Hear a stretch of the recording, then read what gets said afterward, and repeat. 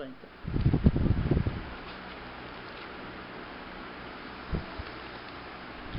Juízes capítulo 7, a partir do primeiro versículo, alguns trechos desse trecho da palavra de Deus. Juízes capítulo 7. Não vamos fazer a exposição dele, nós vamos apenas tirar um princípio aqui importantíssimo para o assunto de hoje. Hoje nós vamos começar a estudar o último sola, né? Que é o Soli Deo Glória. Vamos lá. Então Jerubbaal, que é Gideão, se levantou de madrugada, e todo o povo que com ele estava e se acampava junto à fonte de Arode, de maneira que o arraial dos Midianitas lhe ficava para o norte, no vale, defronte do outeiro de Moré. Disse o Senhor a Gideão: é demais o povo que está contigo, para eu entregar os midianitas nas tuas mãos. Israel poderia se gloriar contra mim, dizendo: a minha própria mão me livrou. Apregou, pois, aos ouvidos do povo, dizendo: quem for tímido e medroso, volte e retire-se da região montanhosa de Gileade. Então voltaram do povo 22.000, e 10.000 ficaram. Disse mais o Senhor a Gideão: ainda há povo demais, faze-os descer as águas, e ali os provarei. Aquele de quem eu te disser, este irá contigo, esse contigo irá. Porém todo aquele de quem eu te disser, este não irá contigo, esse não irá. Fez Gideão descer os homens às águas. Então o Senhor lhe disse: todo que lamber a água com a língua, como faz o cão, esse porás à parte, como também todo aquele que se abaixar de joelhos a beber. Foi o número dos que lamberam, levando a mão à boca, 300 homens, e todo o restante do povo se abaixou de joelhos a beber água. Então disse o Senhor a Gideão: com estes 300 homens que lamberam a água, eu vos livrarei, e entregarei os midianitas nas tuas mãos, pelo que a outra gente toda que se retire, cada um para o seu lugar. Amém. O que nós sentimos quando nós lemos esse texto? Fica claro assim, uma leitura bem breve, precisa ser uma leitura muito profunda, uma leitura mesmo superficial. Quando nós lemos a primeira vez esse texto, o que nós sentimos? Nós sentimos o quê? Em primeiro lugar, vocês conhecem a história. O povo de Israel estava sendo perseguido por esses inimigos, os midianitas. E Deus chamou este homem chamado Gideão para livrar o povo. Um homem simples, né? Podemos dizer assim. E este homem se juntou a ele, como nós podemos fazer a conta aqui. No finalzinho do versículo 3 diz: então voltaram o povo 22.000 e 10.000 ficaram. Quando na primeira vez que se dividiu o povo, aquela grande multidão voltou para casa, porque eram tímidos, medrosos, não queriam ir para a guerra. Nós podemos fazer a conta. Voltaram então 22.000, como diz o finalzinho do texto. 10.000 ficaram. Então quantos eram originalmente? 32.000, não é? 32.000 pessoas, um exército de 32.000 pessoas. É um bom exército? Muita gente, né? É um bom exército. E aí, o batalhão daquele tem 500 pessoas? Pois é. Imagina só, 32.000. Isso, muita gente. São 64. É verdade, é verdade. Muita gente, né? Um grande exército. Então, mas aí Deus mandou voltar 22.000. Ficaram quantos? 10.000. Mas aí Deus disse: ainda é povo demais. Muita gente. Quer dizer, veja que o que Deus está fazendo é no sentido contrário do que normalmente se faria, né? O que se faria? Eu quero vencer uma guerra. Quanto mais gente, melhor. um exército maior é melhor numa guerra. Quer dizer, quem tiver o maior exército, principalmente naqueles tempos antigos, que não tinha muita tecnologia, né? Hoje tem tecnologia, né? Nem sempre quem tem o maior exército está melhor. Mas principalmente naquele tempo que não tinha muita tecnologia, quer dizer, quanto maior o exército, melhor na guerra. Então, mas Deus fez o inverso, não fez? Fez o inverso. Queria ver o rostinho da irmã Ana, que ela está... Não, pode ficar como tu quiser, mas a irmã Ana, só para se posicionar melhorzinho aí, que eu gosto de ver todo mundo assim. Ou mais para cá, ou mais para... Eu acho que vai ficar pior. Se a Suzana ficar assim, só um pouquinho para ali assim. Isso. Eu gosto de ver todo mundo. Só sentar ali do lado do irmão Sidônio, talvez seja melhor. Piorou.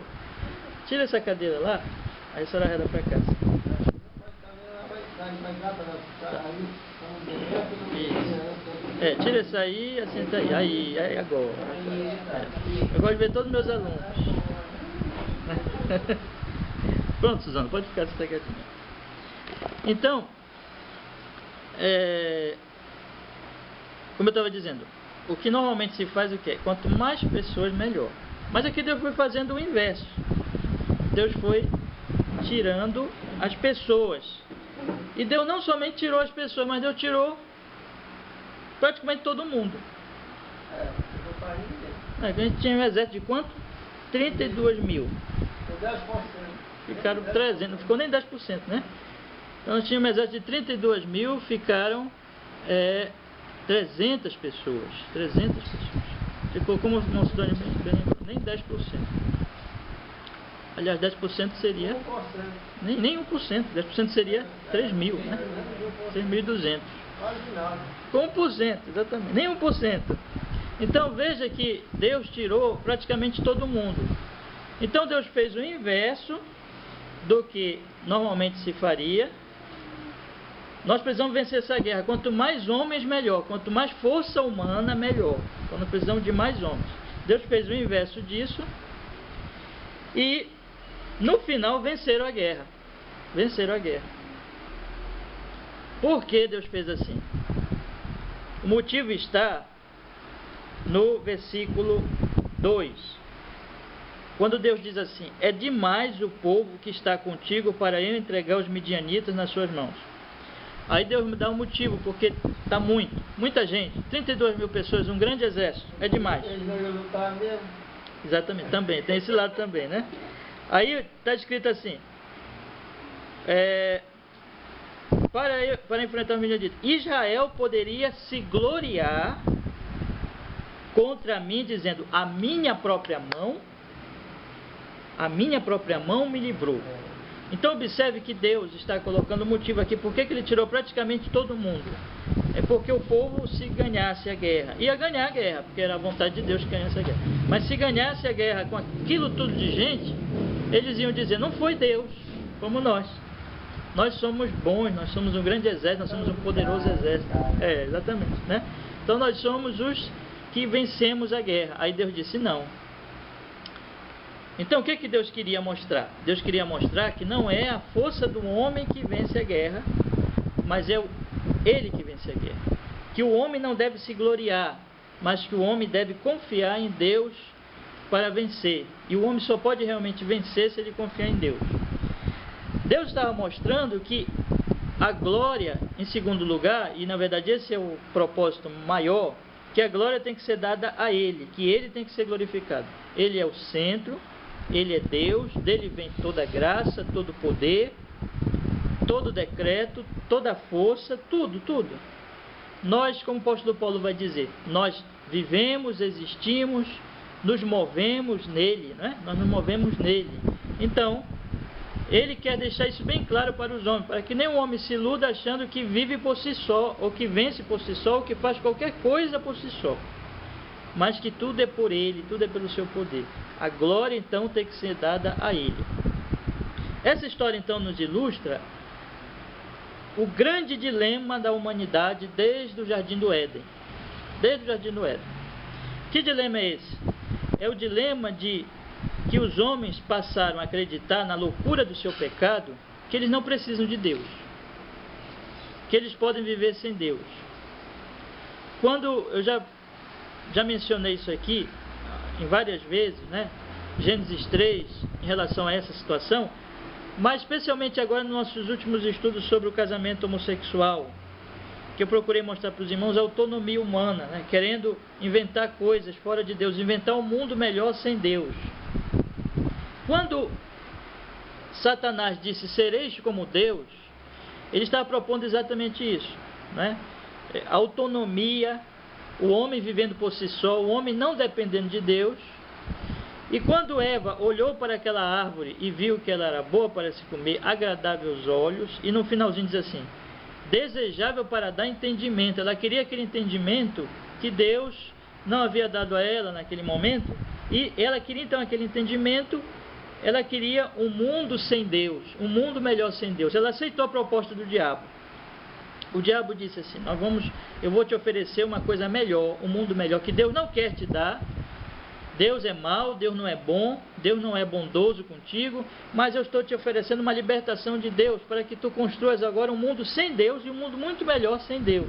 Um mundo maravilhoso. E Eva acreditou naquilo, comprou aquela propaganda, aquela proposta do diabo, aceitou aquela proposta do diabo e então pecou contra Deus. E o que ela fez? Comeu do fruto proibido, Adão também comeu.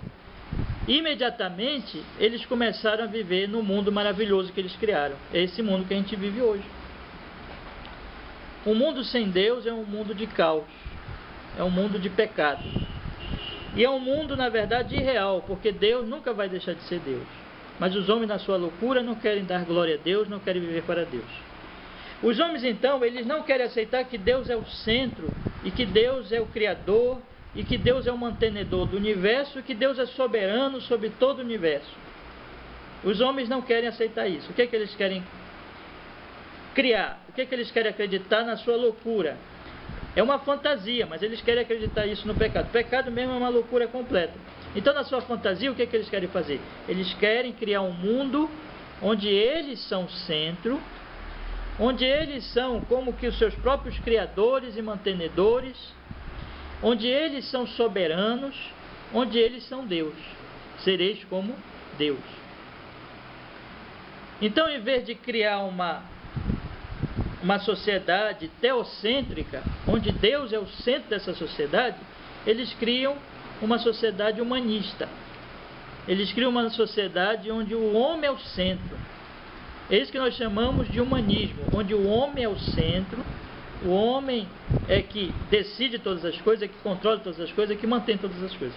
Essa ilusão vem desde a criação, desde a queda, melhor dizendo, a criação não, mas desde a queda, e ela vem se desenvolvendo ao longo da história da humanidade. E é por isso que Deus, sabendo dessa tendência humana, colocou aqui para Gideão. Não, isso é muito pouco. Eles vão dizer o quê? Que foram eles que se livraram. Eles não vão acreditar que fui eu. Então deixa só os 300, porque só os 300 não tem como dizer que não fui eu que livrei. Então deixa só 300. Nem 1%, como nós fizemos agora o cálculo, né? Nem 1%. Então ficou claro que era só Deus. Por que eu estou falando isso? Isso tem a ver com o estudo dos 5 solas? Tem tudo a ver. A partir de hoje nós vamos começar a estudar o último sola, Soli Deo Glória, a Deus toda a glória. E aqui começa o nosso assunto. Mas antes de nós falarmos, eu vou deixar para a semana que vem, para o estudo domingo que vem, para nós falarmos a respeito do Soli Deo Glória propriamente dito, a Deus toda a glória. Mas antes eu preciso falar do humanismo. Eu preciso falar dessa tendência humana de tirar a glória de Deus e de colocar a glória no homem. Porque nós só entendemos o Soli Deo Glória da Reforma Protestante, aquela reação daqueles primeiros reformadores, de Lutero e de todos aqueles reformadores, contra o quê? Contra o humanismo da época. Contra esse humanismo de todos os tempos. Esse humanismo que coloca o homem no centro e que acredita que o homem é Deus. Então eles estavam reagindo, na verdade, contra essa tendência da natureza humana de tirar a glória de Deus, que estava presente na igreja romana. Claramente presente, como nós vamos estudar agora, quando eles negavam, a igreja romana nega os 5 solas até hoje. porque é uma igreja humanista, é uma igreja onde o homem é o centro. E essa tendência não está só na igreja romana, não está só no mundo religioso, está no mundo religioso, porque o mundo religioso é baseado no homem, é baseado no que o homem faz. O homem quer acreditar que ele é Deus, que ele pode agradar inclusive o Deus soberano, né? Que ele pode alcançar a salvação de Deus, que existe nele poder para fazer isso. Isso está no mundo que nós chamamos, no mundo fora do mundo religioso, no mundo secular, no mundo da ciência, no mundo materialista de hoje, onde a ciência assume também o lugar de Deus. A ciência, as pessoas ouvem a ciência, o conhecimento humano, né? Ou no relativismo que existe hoje, em que cada um é o seu Deus, cada um decide a sua verdade, não existe uma verdade absoluta, cada homem decide o que faz, o que pensa, o que acredita. Então essas coisas todas, elas mostram, meus irmãos, esse humanismo, que é uma coisa terrível e é uma coisa contra a qual nós temos que lutar. E meus irmãos, essa luta é constante. Vocês, cristãos reformados, batistas reformados, vocês têm que lutar contra isso, porque vocês não estão livres dessa semente. Enquanto nós estamos neste mundo, nós temos que lutar contra esse humanismo que está dentro de nós. Lutar contra a nossa tendência de querer viver por nós e não pela fé, e não pelo poder de Deus. Nós temos que entender que os 5 solas, eles são chamados para isso, eles são chamados para que nós neguemos esse humanismo todos os dias, vivamos confiando em Deus, amando a Deus. Se você é humanista, se você vive por si, você é um iludido, um enganado e um infeliz. Isso parece duro, mas é verdade. Mas se você é uma pessoa que entende que só Deus pode te sustentar e que a Ele toda a glória e que você deve viver para Ele, sustentado por Ele, glorificando o seu nome, você é uma pessoa que vive numa realidade, você não vive numa ilusão, você é uma pessoa que é a pessoa mais segura do mundo e você é uma pessoa que é a verdadeira pessoa feliz, bem-aventurada. Por isso que a Bíblia chama essa gente de bem-aventurado. Feliz é o homem que não... Maldito o homem que confia no homem, bendito o homem que confia no Senhor. Não é isso que o profeta diz? Maldito o homem que confia no homem, bendito o homem que confia no Senhor. Então, essa é uma introdução para os irmãos poderem entender por que eu li esse texto, o que esse texto tem a ver. Quer dizer, eu não vou pregar sobre a história de Gideão, é uma história muito bonita, muito importante, mas a gente vai deixar para uma outra oportunidade. Mas esse texto, ele mostra a realidade desse humanismo que está presente desde a queda e que nos contamina o meio religioso, e nós devemos lutar contra isso. Quer dizer, a Igreja Batista Reformada, os batistas reformados, os reformados no Brasil, os reformados no mundo, tem que ser aquele povo que levantem a bandeira do Soli Deo Glória e que lutam contra esse humanismo que está na sociedade, que está na religião, que está no mundo, na ciência, no pensamento, na filosofia, nas práticas humanas e que tem destruído a sociedade. Esse caos que nós vivemos hoje, terrível, em que essas manifestações aí são mais uma demonstração desse caos, né? Manifestações dos últimos dias que nós estamos vivendo no país, onde os homens, veja que o humanismo está aí também, onde os homens, quando eles tentam fazer alguma coisa, sempre caem na baderna, na bagunça, na desordem, na destruição, porque essa questão, todas as vezes que nós tomamos para nós a força de mudar, nós acabamos destruindo mais ainda. Não que eu esteja dizendo que é errado fazer manifestações, não é isso, mas eu estou dizendo que o homem ímpio, quando ele tenta fazer alguma coisa, sempre camba para isso aí que a gente está vendo, a desordem, a destruição, e essas coisas todas. Mas manifestação não é o meu assunto, só estou colocando aqui para a gente tomar um assunto, uma questão que está acontecendo agora. Vemos também essa questão do humanismo e essa questão da destruição. Vamos fazer a revisão que a gente sempre faz, para podermos nos localizar, né? Se vocês quiserem deixar a página aberta aí, na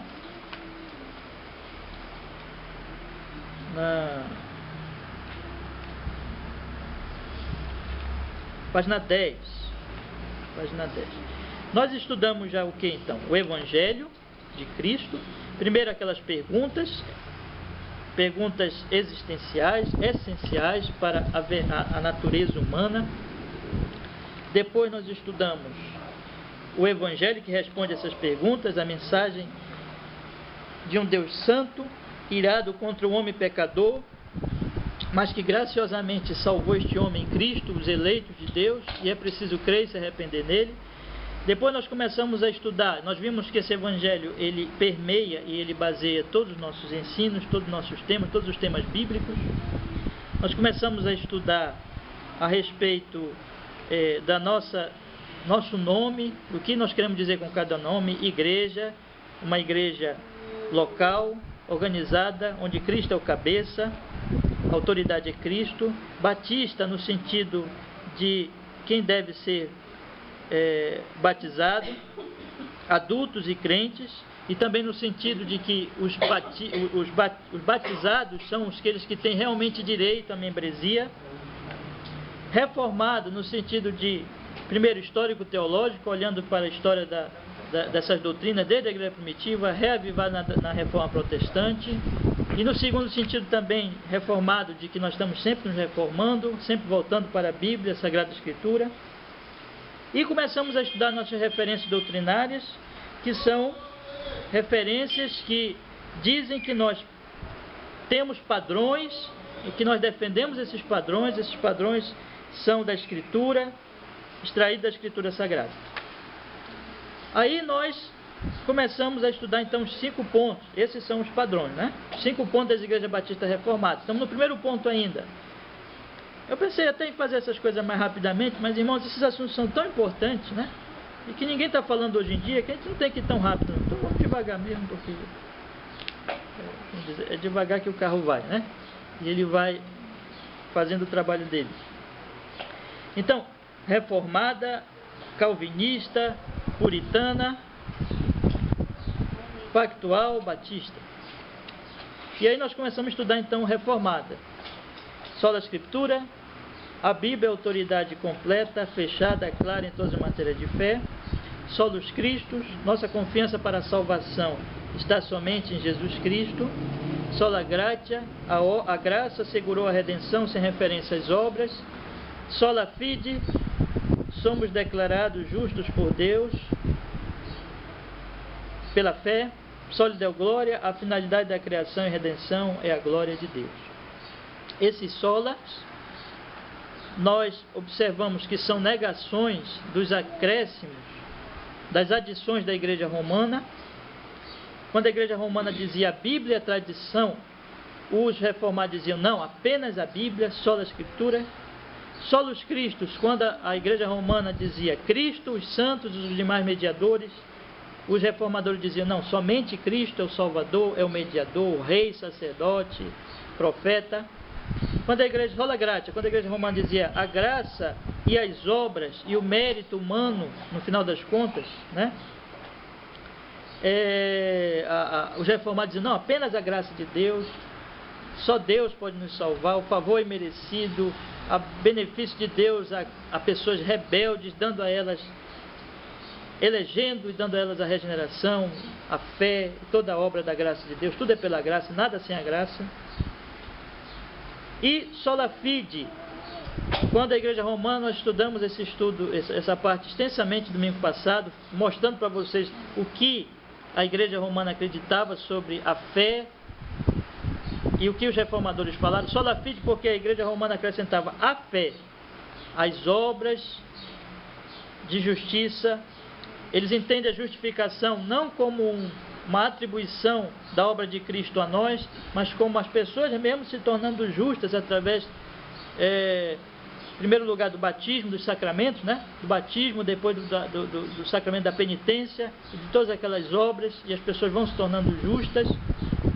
E aí os reformadores disseram não, é apenas a fé, porque é confiar na obra de Cristo. Os católicos, eles acreditam na obra de Cristo, só que a maneira da aplicação deles acaba destruindo a obra de Cristo, e os reformados diziam não, é apenas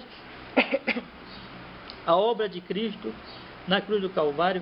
O Cristo morreu e nos justificou, e nós temos que confiar naquela obra, e quando nós confiamos, nós estamos justos diante de Deus. O juiz nos diz, vocês são justos porque o meu filho morreu no lugar de vocês, viveu a vida santa que vocês não viveram, mas ele é o cabeça, ele é representante de vocês, então vocês são considerados justos. Nós vimos isso aqui.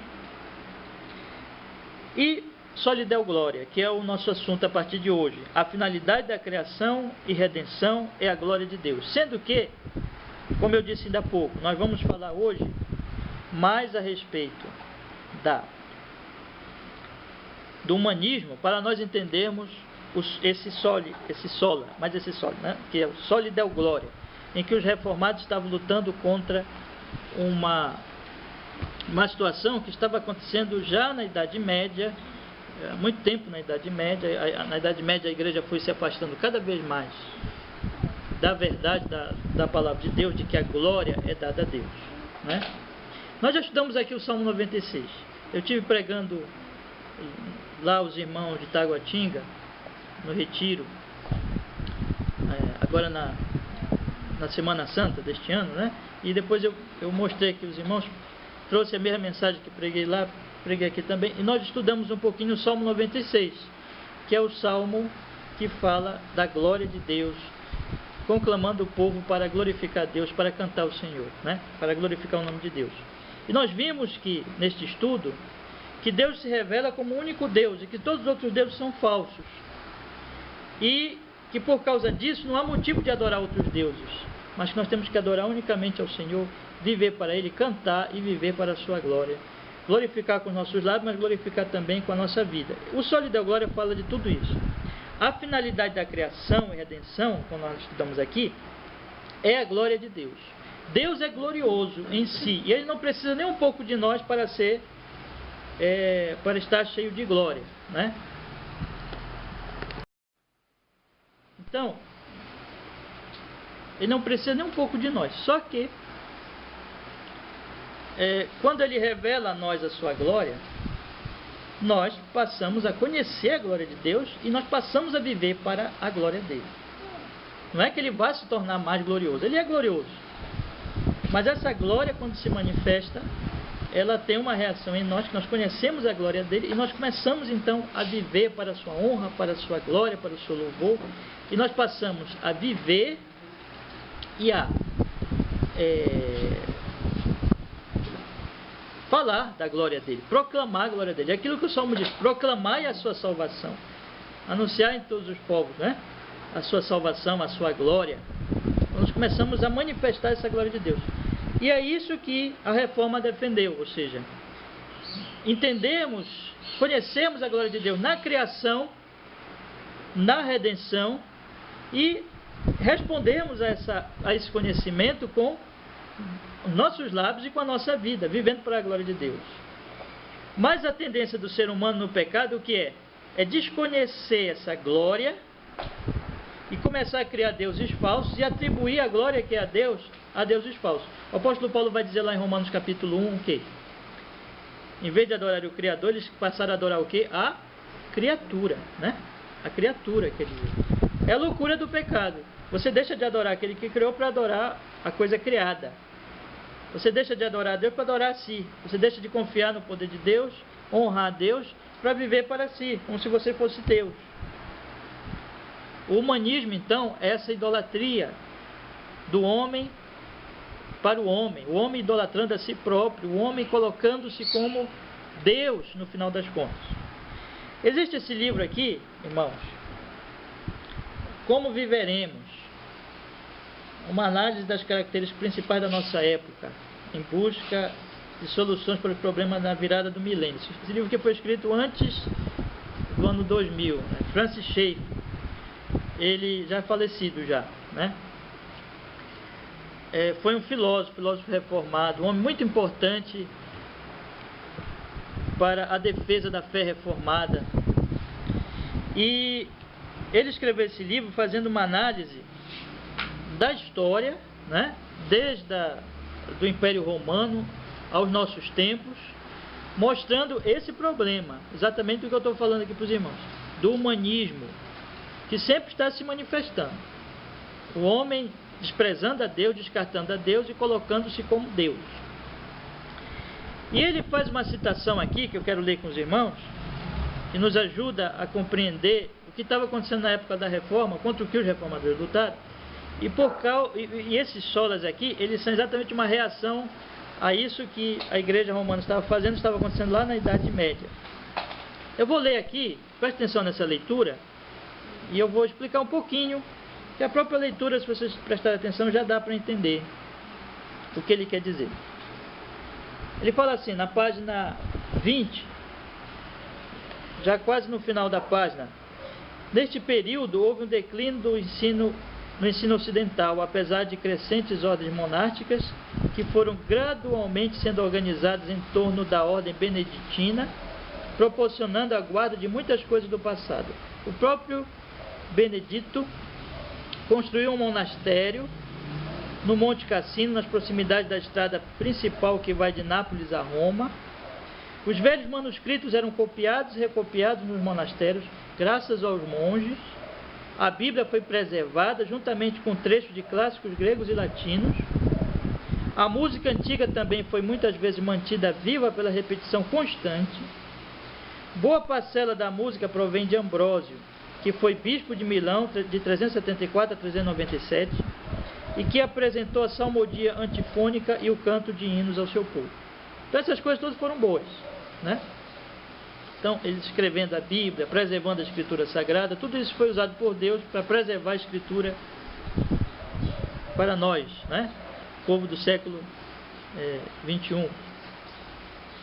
Mas aí, o Francis Schaeffer, ele coloca aqui um problema que já estava acontecendo lá na Idade Média, apesar dessas coisas boas, e que acabou então tendo que ter a reação dos reformadores já no século XVI, na época da Reforma. Então, olha o que ele fala aqui, essa é a parte mais importante.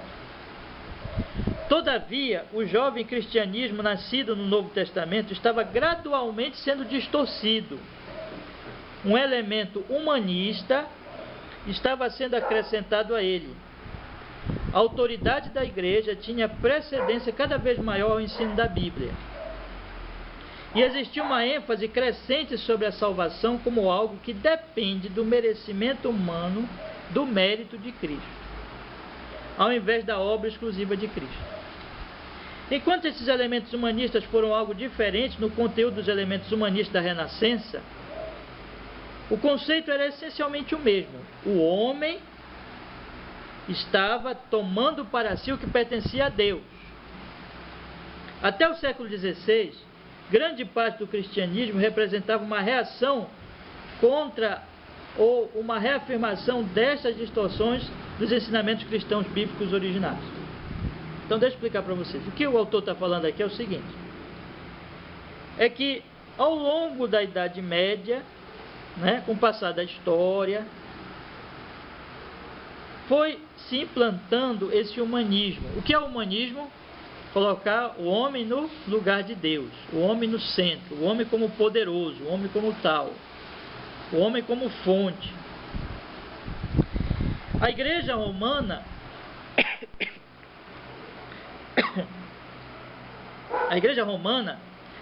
ela foi aderindo a esse humanismo cada vez mais. Como foi que esse humanismo se manifestou?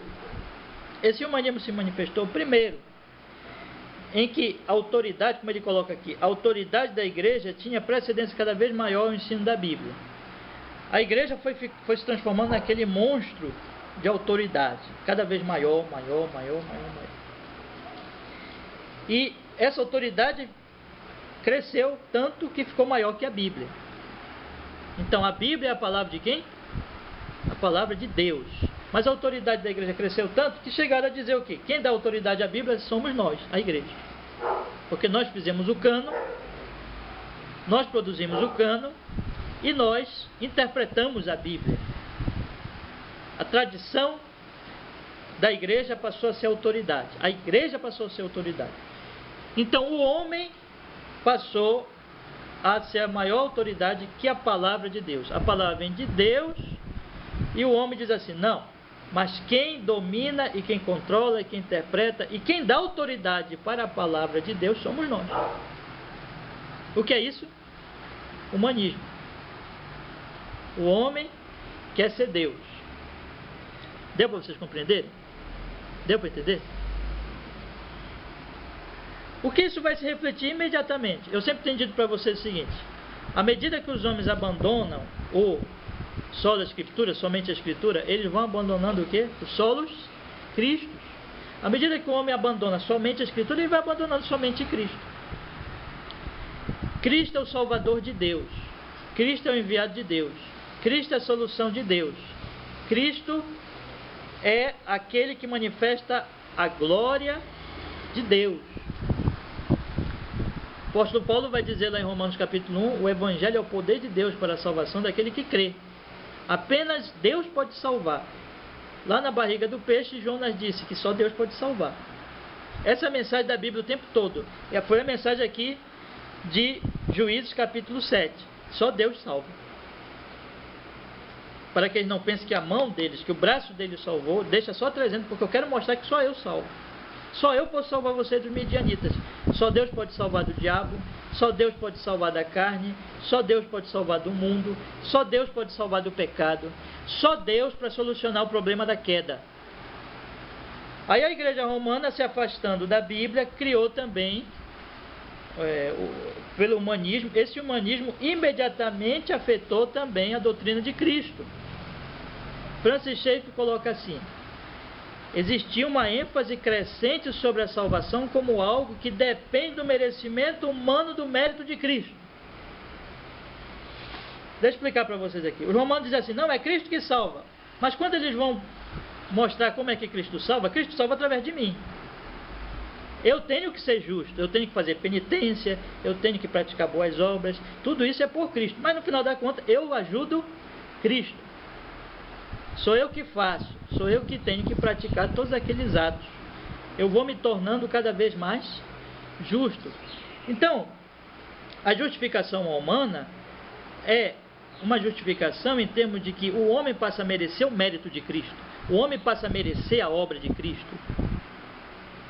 Cristo foi enviado por Deus, é Ele que salva, mas os homens agora, no seu humanismo, colocar para cá, né? Cristo foi enviado por Deus, é Ele que salva. Mas os homens agora no seu humanismo vêm dizer assim: não. Mas eu tenho que ganhar isso que Cristo já ganhou. Eu tenho que adquirir essa justiça que Cristo já adquiriu. Eu tenho que fazer alguma coisa. Eu tenho que fazer boas obras. Eu tenho que fazer penitência. Depende de mim. E aí tem que criar a doutrina do quê?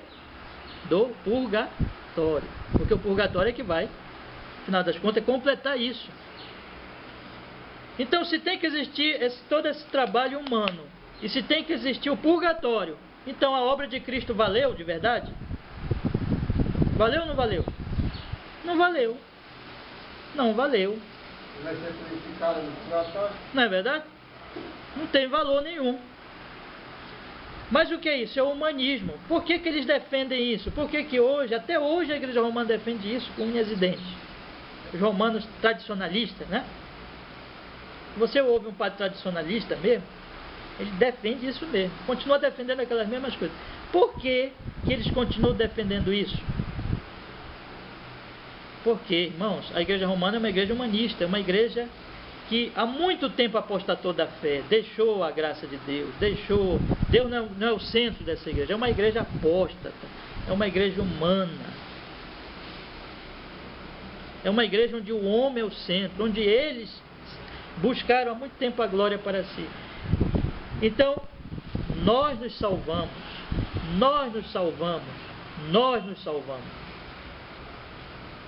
É claro que eles não dizem isso, não, é Cristo que salva, mas no final das contas esse é o resultado.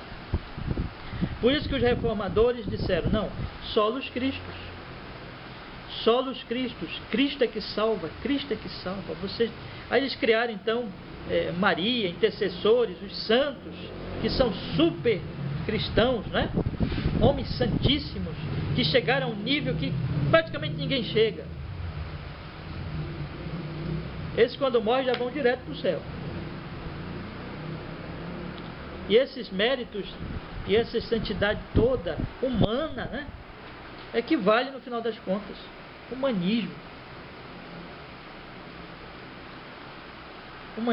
puro. E É isso que Francis Schaeffer está dizendo aqui. Enquanto esses elementos humanistas foram algo diferente do conteúdo dos humanistas da Renascença, quer dizer, quando vocês que já estudaram na escola, estudaram o Renascimento já, né? E ali no Renascimento, o que aconteceu? Foi aquele humanismo mesmo, né? O homem passou a achar, não, nós não precisamos mais nós somos os donos da razão, pela nossa razão nós conseguimos tudo. E começaram a estudar, através da redescoberta, né, de estudarem os clássicos, aquelas coisas todas. E era um tipo de humanismo ali na Renascença, mas já existia esse humanismo na Igreja Católica Romana, antes da Renascença. Porque o humanismo está desde a queda. Não é? Muitas vezes assim, alguns dizem assim, Deus era o centro na Idade Média, né? Depois Deus perdeu o centro, né? Mas na verdade Deus só é o centro para aquele que acredita nele realmente, entendeu o Evangelho. Quem não entendeu o Evangelho, Deus não é o centro para ele. O centro para ele é ele mesmo. Ele vive em si mesmado, ele vive para si. Ele vive para a sua própria glória. Ele vive para si. Então ele coloca assim, ainda que esses elementos humanistas foram algo diferente no conteúdo dos elementos humanistas da Renascença, o conceito era essencialmente o mesmo. O homem estava tomando para si o que pertencia a Deus.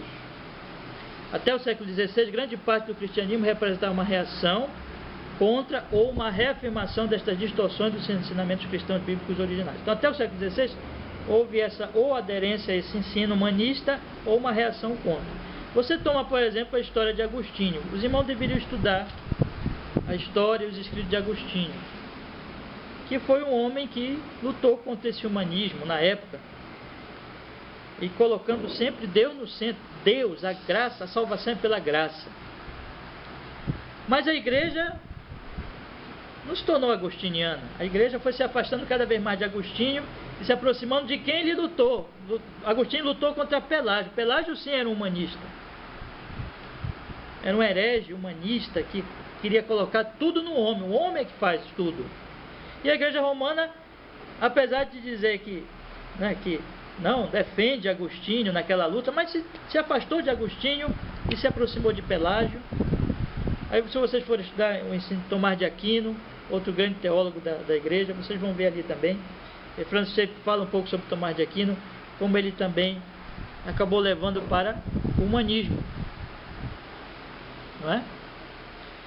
Então, esse é um estudo muito interessante, mas quando nós estudamos a história, nós observamos essas coisas, nós vemos aquilo que estava lá na queda, meus irmãos. Sempre os homens tomando para si, não é? O que eles, a crença louca de que eles são Deus e de que eles podem fazer alguma coisa. Vamos então olhar mais de perto isso tudo nos 5 solas, tá bom? E à medida que nós vamos olhando os 5 solas, nós vamos observando que os homens estão tirando a glória de Deus e eles estão colocando a glória em si mesmos.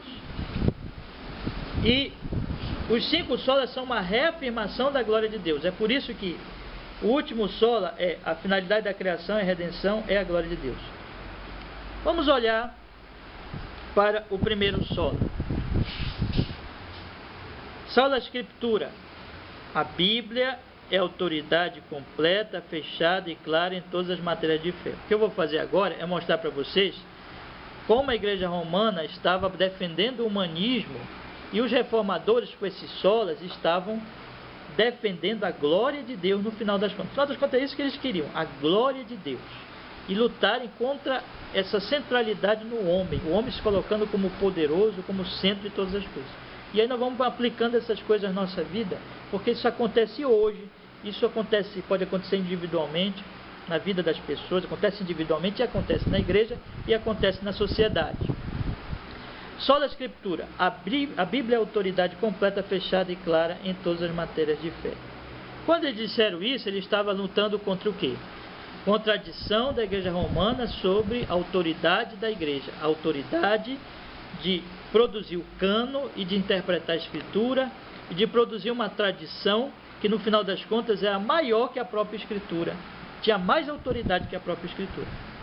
Esses atos todos da igreja romana, como eu já mostrei para vocês agora há pouco, estavam baseados no quê? No humanismo de acreditando então que os homens podem fazer as coisas. Quando nós olhamos, meus irmãos, vamos entender mais de perto como esse humanismo se manifesta. Quando nós olhamos o que o apóstolo Paulo diz lá em Romanos capítulo 1, vamos olhar aí rapidamente, Romanos capítulo 1.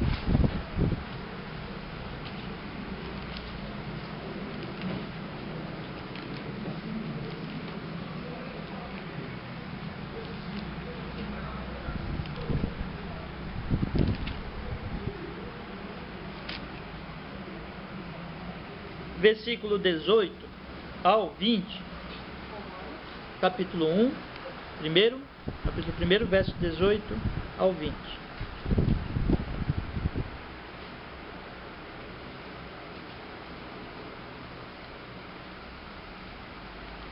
Já? Vamos ler então. A ira de Deus se revela do céu contra toda impiedade e perversão dos homens, que detém a verdade pela injustiça.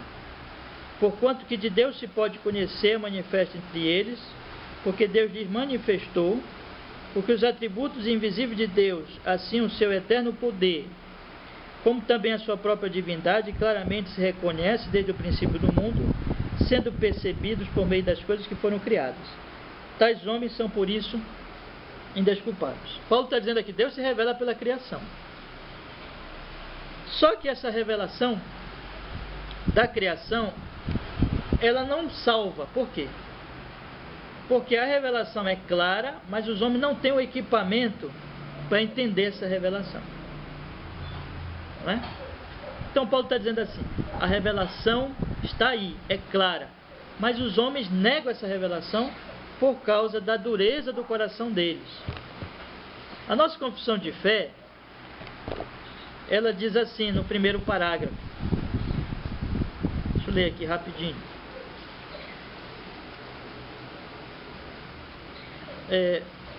A Sagrada Escritura é a única regra suficiente, certa e infalível de conhecimento para a salvação, de fé e de obediência.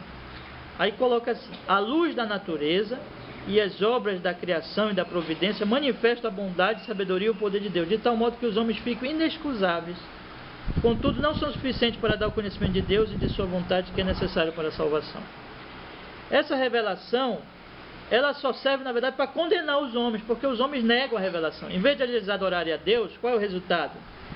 Eles adoram a criatura, como o apóstolo Paulo vai dizer. Mudar a glória do versículo 23.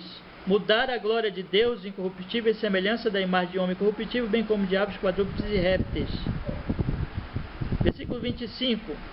Eles mudaram a verdade de Deus em mentira, adorando e servindo a criatura em lugar do Criador, o qual é bendito eternamente. Amém. A verdade vem, mas eles mudam a verdade em mentira. Em vez de adorar o Criador, eles adoram o quê? A criatura.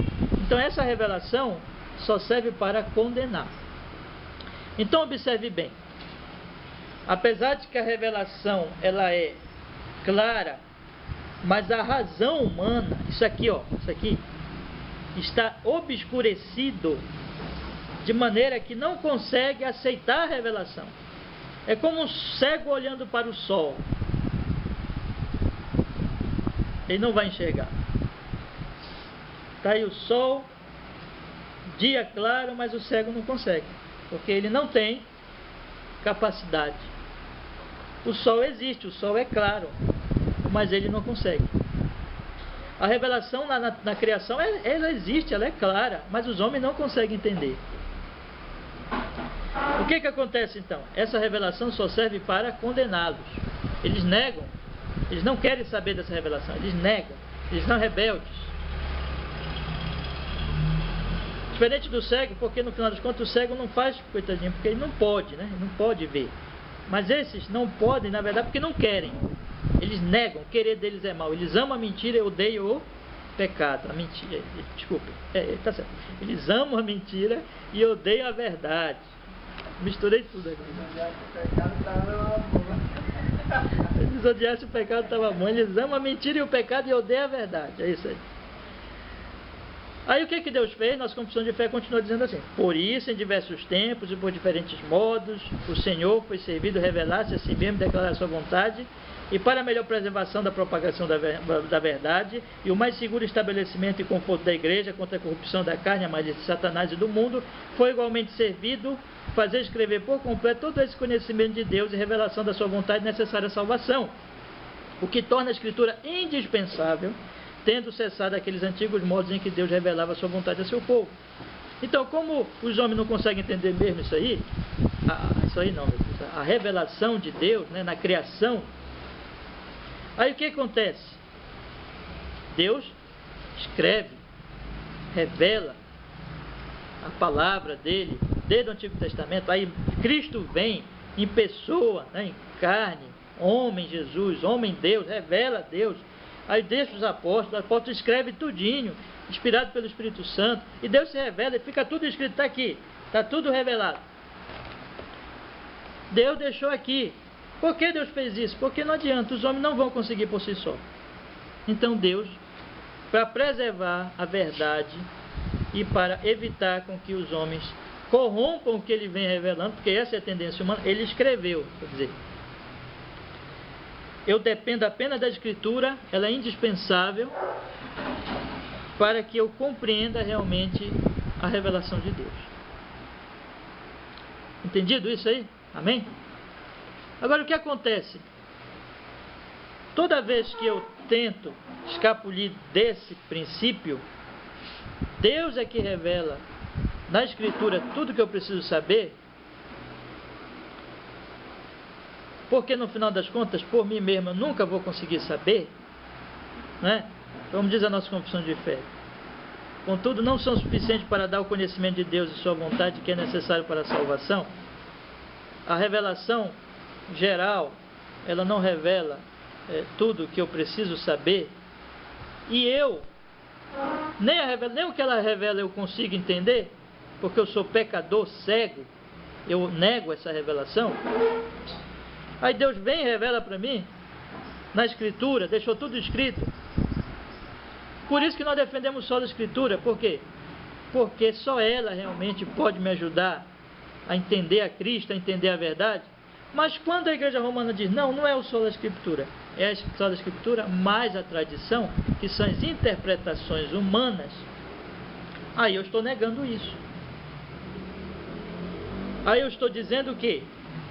Que eu posso, no final das contas, interpretar a Escritura. Eu não dependo só dela, mas a interpretação que eu dou é válida, a interpretação da igreja, a tradição da igreja. Imediatamente eu saio deste princípio que Deus estabeleceu. Olha, é a Escritura, ela é a regra, ela é como uma bússola para vocês. Eu estou dando para vocês. Ela é a lanterna no meio das trevas que vocês vivem. Mas quando eu começo a dizer assim, não é só ela, é ela mais a tradição. São interpretações humanas. Imediatamente eu estou negando essa dádiva de Deus, essa bênção que Deus me deu, que é a Escritura, e no lugar dessa bênção de Deus eu estou colocando a minha interpretação, a minha tradição. Como é que chama isso? Humanismo. Entendeu? Humanismo. Então, eu estou colocando como que se eu posso, no final das contas, fazer o que Deus está dizendo que não. Deus está dizendo, é a Escritura, vão à Escritura. Como está lá em Isaías, a lei é o testemunho. A lei é o testemunho. Mas eu digo, não é a lei, não é o testemunho. Mas eu vou por outro caminho. Eu posso resolver minha situação por outro caminho. Eu posso resolver minha situação. Por isso que os reformadores diziam, não, é a Escritura Sagrada. Aquele texto que a gente sempre está lendo aqui, 2 Timóteo, né? Vamos ler de novo? 2 Timóteo, capítulo 3, versículo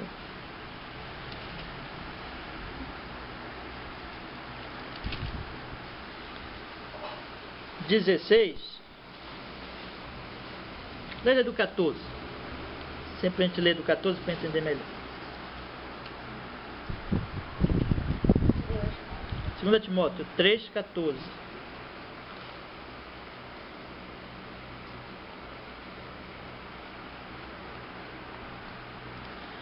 Tu, porém, permanece naquilo que aprendeste, de que foste inteirado, sabendo de quem aprendeste, e que desde a infância sabes as Sagradas Letras, que podem tornar-te sábio para a salvação pela fé em Cristo Jesus. Não está claro aqui?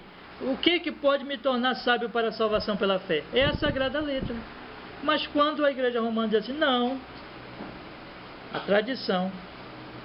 A Bíblia está dizendo, é a Sagrada Letra. Mas ele, não, é a Sagrada Letra, mais a interpretação, mais a tradição.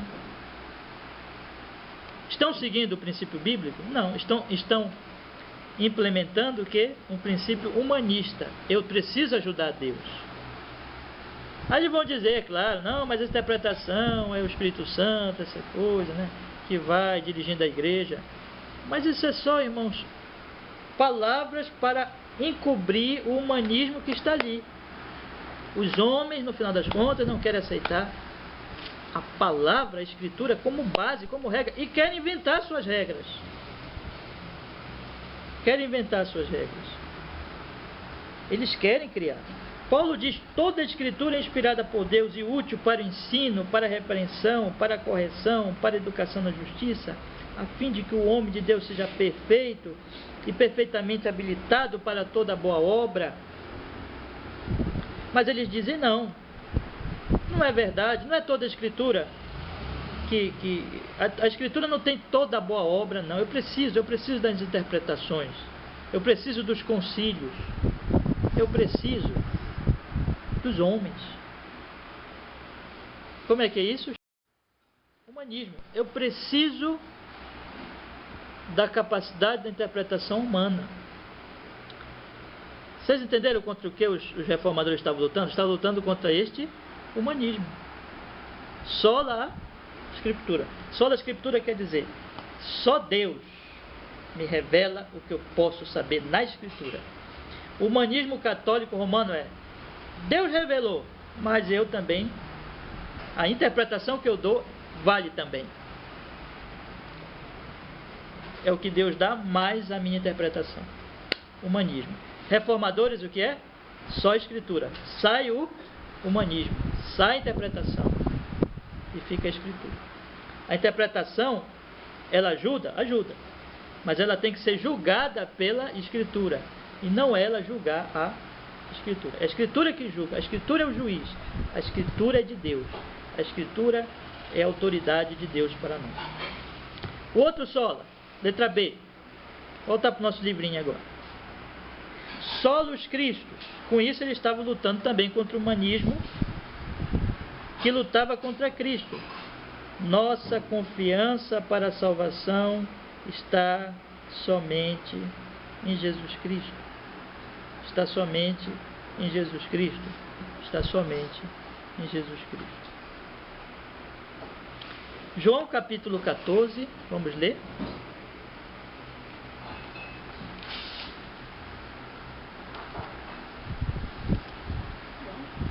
João 14.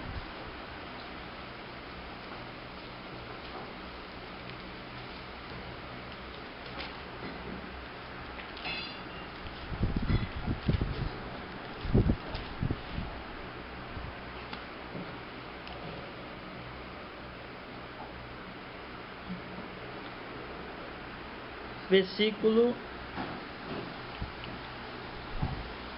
6. Vamos ler o 5 e o 6.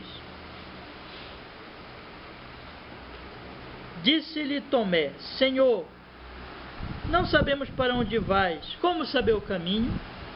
Respondeu-lhe Jesus, eu sou o caminho, a verdade e a vida. Ninguém vem ao Pai senão por mim. Quem foi que morreu na cruz pelos eleitos? Cristo. Quem é que viveu uma vida justa por eles? Cristo. Quem é o rei? Cristo. Quem foi o sacerdote nos representando diante de Deus, pagando o nosso preço, o nosso Cordeiro de Deus, dando o seu próprio sangue? Cristo. Quem foi que nos revelou a Deus, nos revelou a verdade? Quem é o nosso profeta? Cristo. Quem é o Verbo de Deus? Cristo. Então, como é que eu sou salvo? Por meio de quem?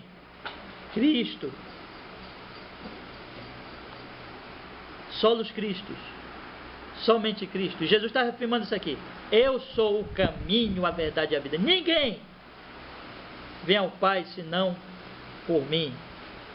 Ponto final, acabou. Esse é o caminho de Deus. Essa é a verdade de Deus. Deus deu, olha, vocês querem chegar a mim? Creiam em Cristo. Venham por Cristo, Ele é o único caminho. Mas aí aparece o humanismo ao longo da Idade Média, ao longo da história. E aí a igreja vai criando o quê? Os mediadores. Não é assim? O que é isso, irmãos? Negando o caminho de Deus e criando caminhos adicionais. Caminhos adicionais que vão ajudar Cristo. Mas peraí, mas Jesus está dizendo que é só Ele. Não foi um homem que disse, não foi um protestante que inventou isso, um protestante inventaram isso, não. Ele que está dizendo, eu sou o caminho, ninguém vê ao Pai senão por mim. É claro que criar mediadores, criar corredentores, ajudadores, isso é humanismo. Isso é dizer assim, bom, vamos dar uma ajuda para Deus. Nós não aceitamos que seja só Cristo. Nós queremos Cristo, queremos Maria, queremos... Aí vão atribuindo, criando os seus santos. E aí você vê a igreja romana hoje, as pessoas quando dizem que vão orar a Deus, não oram direto a Deus, na maioria das vezes, né? Eles vão primeiro a quem? A Maria. E é tanto intercessor, e é tanta gente, tanta devoção, sou devoto desse, sou devoto daquele, né? Então o que é isso tudo, irmãos? É o humanismo, é o homem colocando intermediários humanos, criando meios humanos, substituindo a Cristo. Aí os reformadores disseram, não, solos Cristo, somente a Cristo. Nós não aceitamos esse humanismo, nós pregamos apenas a Cristo Jesus, o Senhor. Certo? Sola gratia. A graça assegurou a redenção sem referência às obras. Deus é que salva. O homem não merece nada. Deus salva por pura graça. E o homem nem pode crer, nem pode se arrepender. Ele é um rebelde por natureza. E Deus vai lá e muda o coração dele. Deus o elege. Deus o elegeu, predestinou, elegeu. E se Deus não eleger, ninguém será salvo. Graça de Deus. Salvação pela graça do início ao fim. Ele elege, Ele justifica, Ele santifica, Ele glorifica. A graça de Deus. Ninguém pode se salvar por si só. Mas aí a igreja romana foi se tornando o quê? Uma igreja semi-pelagiana. Lembra de Pelágio, que eu citei já? Pelágio foi aquele camarada que disse o quê? O homem pode fazer alguma coisa. E Agostinho lutou contra ele e venceu. Só que depois a igreja foi se aproximando cada vez mais de Pelágio. Se tornou semi-pelagiana. Ou seja, nós temos que ajudar a Deus. Aí vem a questão dos méritos, das penitências, de todas essas coisas. E a negação da graça mesmo, da graça absoluta, da eleição, da predestinação. Esse é o humanismo. Os arminianos de hoje são também humanistas, porque eles não querem aceitar que Deus é que escolhe. Não, eu é que escolho a Deus. O que é isso, irmãos? Humanismo. A minha salvação está nas minhas mãos. Enquanto a palavra de Deus diz, a salvação vem do Senhor. Mas o humanista diz, não, a salvação depende de mim. É quando eu quiser. Na hora que eu quero, eu tomo. E o arminiano diz assim, na hora que eu quiser abandonar, eu abandono e perco a salvação. Depende tudo de quem? De mim. Quando eu chegar no céu, vai ser através do quê? Da minha perseverança. Humanismo. Esse humanismo está na igreja católica, está no meio dos arminianos hoje, da maioria das igrejas, né? Que ensinam assim. Olha o que o apóstolo Paulo diz aí em Efésios capítulo 2. Efésios capítulo 2. Versículo 8. Efésios capítulo 2, versículo 8.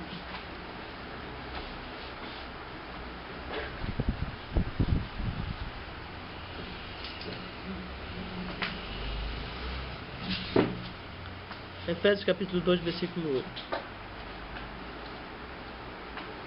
Já? porque pela graça sois salvos mediante a fé. Olha o que ele diz aí. E isto não vem de vós, é dom de Deus. O que é que não vem de vós? A fé. Eu posso crer por mim mesmo? Olha o que ele continua dizendo aí. Não de obras, para que ninguém, o que está escrito aí? Se glorie. Lembra que o Senhor disse para Gideão, para que ele não diga, o nosso braço nos livrou. Se depender das nossas obras, se não depender da pura graça, e eu chegar lá no céu, eu vou dizer o que lá no céu? O meu braço me salvou. Eu posso me gloriar, mas não é. É pela graça do início ao fim. Então, ninguém se glorie, porque a salvação é apenas pela graça de Deus. E os dois últimos solas para a gente encerrar hoje. Aliás, o último sola, desculpa. Sola fide. Somos declarados justos por Deus somente pela fé. Isso aqui é o caminho de Deus. Olhem lá, Romanos, capítulo 3. Volte a sua Bíblia de novo aí. Agora vamos lá para Romanos de novo, só que no capítulo 3. Romanos, capítulo 3. Olha o que o apóstolo Paulo diz.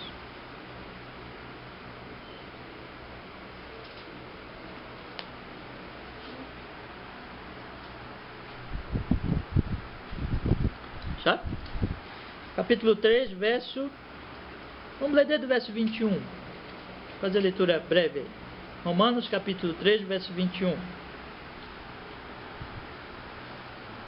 Mas agora, sem lei, se manifestou a justiça de Deus, testemunhada pela lei e pelos profetas, justiça de Deus mediante a fé em Jesus Cristo, para todos e sobre todos os que creem, porque não há distinção, pois todos pecaram e carecem da glória de Deus, sendo justificados gratuitamente por sua graça, mediante a redenção que é em Cristo Jesus, a quem Deus propôs no seu sangue como propiciação mediante a fé, para a manifestação da sua justiça, por ter Deus na sua tolerância deixado impunes os pecados anteriormente cometidos, tendo em vista a manifestação da sua justiça no tempo presente, para ele mesmo ser justo e justificador daquele que tem fé em Jesus. Olha o que ele diz no versículo 27. Onde, pois, a jactância foi de toda excluída, por que lei? Das obras? Não, pelo contrário, pela lei da fé.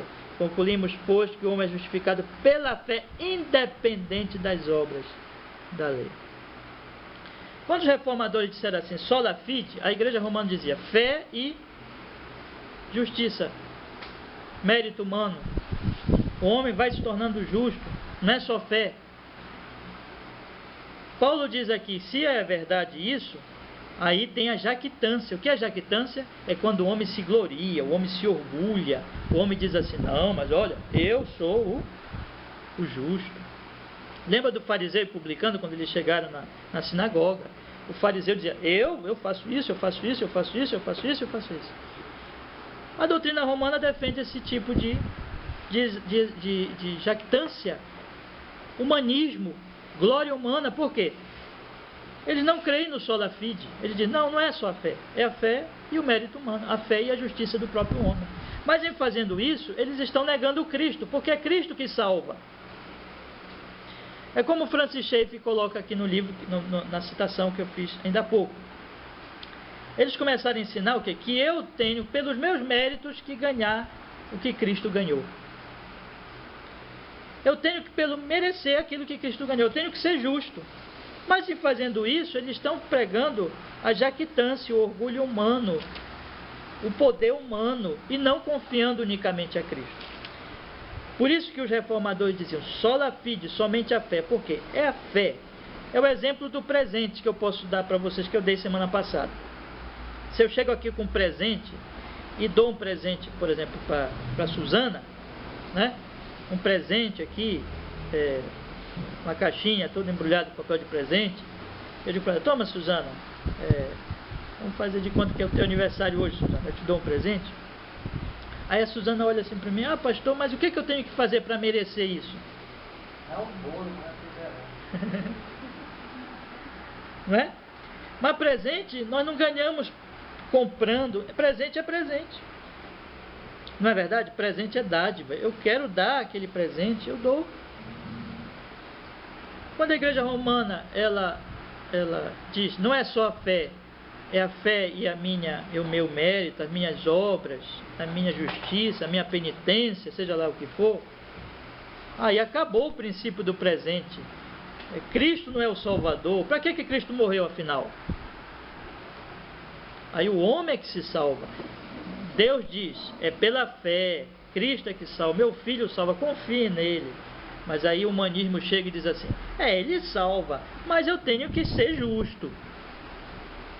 Então, não confia. Humanismo. E o homem é glorificado. Glorificado. Paulo diz que a jactância, que é a glória humana, só pode ser excluída não pela lei das obras, mas pela lei da fé. Quando os homens acreditam nas suas obras, eles ficam jactanciosos, eles ficam orgulhosos, eles ficam presunçosos. Eles são Deus. Eu me salvei. Aí que Deus disse para Gideão, lá em Juízes 7, para que o povo não diga que foi ele que se salvou. Sua mão o salvou, que o seu braço o salvou, mas eu o salvei. A salvação vem do Senhor. O romano despreza a salvação de Deus. Agora não estou dizendo essa coisa aqui dos romanos para ficar atacando pura e simplesmente a igreja romana, porque a igreja romana é só um exemplo do humanismo. As igrejas evangélicas hoje estão cheias de humanismo, irmão. As igrejas evangélicas não creem no só da Escritura. Elas creem na Escritura e nos seus apóstolos modernos, seus intérpretes modernos. Humanismo. As igrejas evangélicas modernas não creem no solos Cristo, creem em Cristo e nos seus apóstolos. São eles que são os salvadores. Humanismo. As igrejas evangélicas modernas não creem no sola gratia. Eles não creem na eleição, na predestinação. Eles odeiam essa doutrina. Eles creem que o homem pode se salvar. E eles não estão muito interessados mais na salvação, nesse mérito que Cristo alcançou para nós. Estão mais preocupados em ficar rico e ficar com saúde, não ter problemas. Deus virou o empregado deles. Eles vão na igreja para exigir de Deus que Deus os cure. Humanismo. Deus é servo do homem agora nas igrejas. Os homens é que determinam o que Deus tem que fazer. As igrejas evangélicas abandonaram também o sola fide, porque eles não confiam mais em Cristo. Eles estão oferecendo sacrifício, eles vão oferecer o seu sacrifício na igreja, a sua oferta de sacrifício. Vende geladeira, vende isso, vende aquilo. E ainda tem esses neopentecostais que eu já disse para vocês, que dizem assim, surpreenda a Deus com as suas ofertas. O que é isso? Humanismo. Mas para finalizar, eu quero dizer para vocês por que esse assunto tem a ver com o último sola Deo Glória. Porque, como Paulo diz, todas as vezes que o humanismo aparece, Deus não é glorificado. O homem fica jactancioso, o homem é glorificado. O princípio de Gideão, que Deus mostrou a Gideão, tem que ser só 300, porque se não for com 300, eles não vão me glorificar, eles vão glorificar a si próprios. Eles vão dizer, nós nos salvamos. Portanto, os reformadores estavam dizendo assim, por que tem que ser defendido sola Escritura? Porque se não for defendido sola Escritura, quem vai ser glorificado não é Deus, é o homem. Porque o homem vai dizer, é a Escritura, mas é a minha interpretação. Então, o Papa é quem interpreta. A igreja é quem interpreta. Então, a igreja é que recebe a glória. O homem é que recebe a glória. Quando eles estavam lutando, defendendo o solos Cristo, eles estavam vendo que o solos Cristo era necessário, por quê? Porque na igreja romana defendeu, abandonar o solos Cristo e buscar outros mediadores, eles estavam glorificando o homem. Deus não estava sendo glorificado. Deus dá a Cristo para a salvação e os homens dizem não. Nós queremos nos salvar. Em vez de dar glória a Deus, eles glorificam a si mesmos, através dos seus santos, através dos outros mediadores. A glória sempre estava sendo dada para o homem. Por isso que ele dizia, não, a glória tem que ser a Deus, Cristo apenas. Quando ele defendia o sola gratia, a mesma coisa. A igreja romana defendendo a força humana de se salvar. capacidade humana de decidir, a força da vontade humana, do mérito humano, da decisão humana. Aí eles diziam: não, Deus é que elegeu, Deus é que chama, Deus é que dá um novo nascimento, é a graça, a glória tem que ser dada a Deus e não a glória ao homem. E o sola fide, como Paulo diz aqui, se eu começo a defender as obras, eu estou glorificando o homem. O humanismo sempre glorifica o homem. O sola fide tem que ser defendido porque o sola fide diz: é Cristo que salva. Você tem que só confiar nele, não mérito seu, não capacidade sua, não força sua, mas Cristo. E Deus é glorificado e não o homem é glorificado. O humanismo glorifica o homem. Por isso que os solas são uma reação contra esse humanismo que glorifica o homem, para que seja dada glória a quem? A Deus. E quem luta contra os solas, como a igreja romana e como as igrejas modernas, não quer glorificar a Deus, mas quer glorificar quem? Ao homem. Entenderam? Ficou claro para os irmãos? Alguma dúvida? Uma pergunta? Não? Então, semana que vem, com a graça do bom Deus, nós vamos estudar o Soli Deo Gloria. Agora, propriamente dito, porque eu quis mostrar que o Soli Deo Gloria é a reação contra o humanismo, e todos os solas eram uma reação contra este humanismo pecaminoso que começou lá no Jardim do Éden e que sempre está se manifestando. Irmãos, uma palavra de conclusão ainda. Cuidado com o humanismo na sua vida. Cuidado. Eu tenho conversado com muitas pessoas que eu fico às vezes receoso, porque eu percebo a reação deles contra os solas. Reação deles contra os solas. Cuidado. Esses solas, eles defendem a glória de Deus. Cuidado com o humanismo. Não deixe o humanismo tomar conta da sua vida em nenhum sentido. Lute contra isso, porque isso é do seu coração, isso é carnal, isso é pecaminoso. Procure sempre glorificar Deus. Viva pela Escritura e não por si só. Dependa apenas de Cristo todos os dias e não em nada de si mesmo. Viva pela graça. Confie apenas em Jesus. Viva pela fé. E você então estará glorificando a Deus. Não confie em si mesmo. Não pense que você pode. Só a graça de Deus. A glória seja dada a Deus. Amém? Vamos orar, meus irmãos. Vamos orar. Amado Deus, obrigado, Senhor, que podemos estudar nesses minutos a Tua santa palavra. Nos dê a Sua graça, Pai, para que possamos entender estes assuntos. Isso não seja apenas uma teoria, um ensino intelectual, mas seja a nossa vida, que o Senhor aplique essa palavra a nós.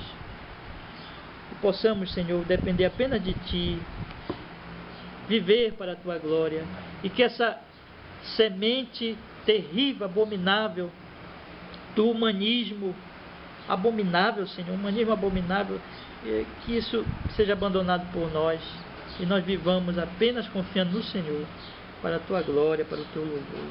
Nós pedimos, Pai, leva agora para nossa casa na Tua paz, na Tua bênção, nos guarde do mal, que a tarde de hoje possamos guardá-la para Ti e que à noite possamos estar aqui na Tua casa para Te adorar, para Te louvar, para Te bendizer em nome de Jesus.